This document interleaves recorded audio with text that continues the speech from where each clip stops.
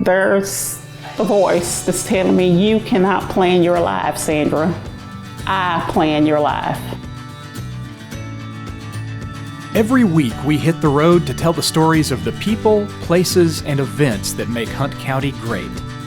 These are our friends and our neighbors telling their own stories in their own words. Stories worth knowing and sharing. These are the stories that make us proud to call this place home. And around every corner, we find something else that makes us want to celebrate Hunt County.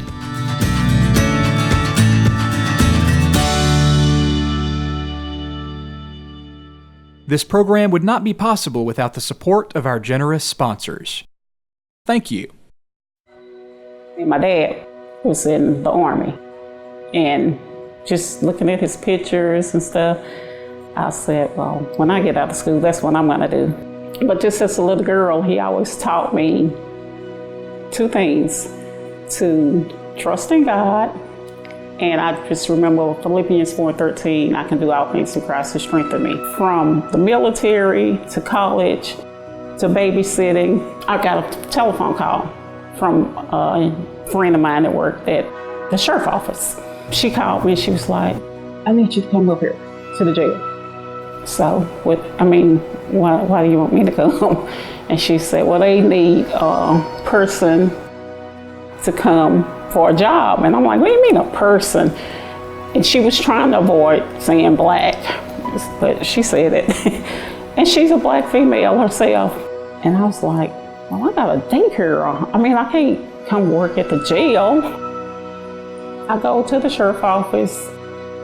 I went on back there with him. He walked me through the jail, and doors were slamming, and I go to his office, and he said, when can you start? I was like, I'm not here for a job. And he was like, did you see those people across the street? The NAACP was out picketing. He said, you have to take this job. Because I was like, well, my life is already planned. But then there's the voice that's telling me, you cannot plan your life, Sandra. I plan your life. I started working at the sheriff's office. This is hard for me to talk about because I knew I was supposed to be back there. Back then, the jail was the worst place for a black person to be.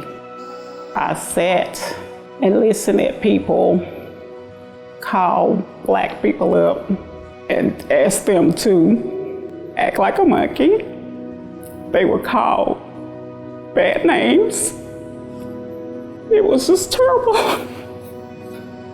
I have not ever witnessed nothing so horrible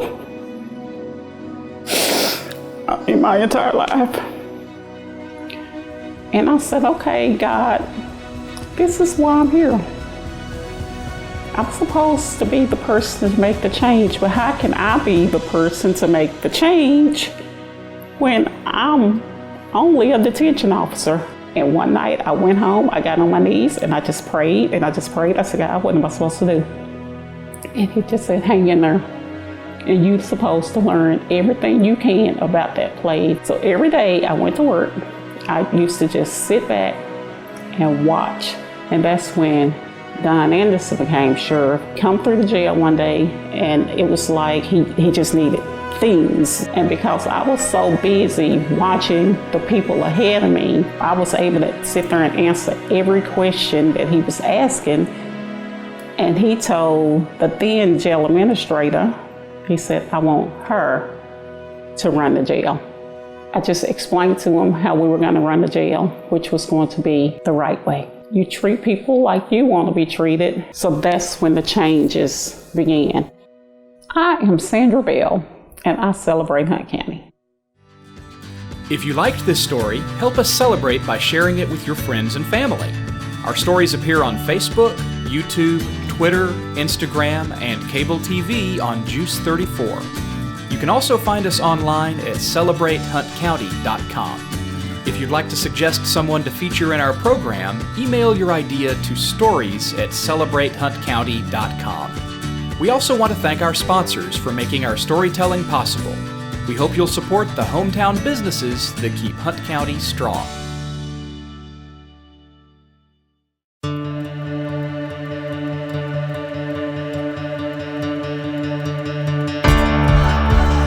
We've had damage, like the ceiling has collapsed. Our friends put together a fundraiser through Facebook. This local roofing company reached out to us. We'll never be able to say thank you in a manner that is appropriate.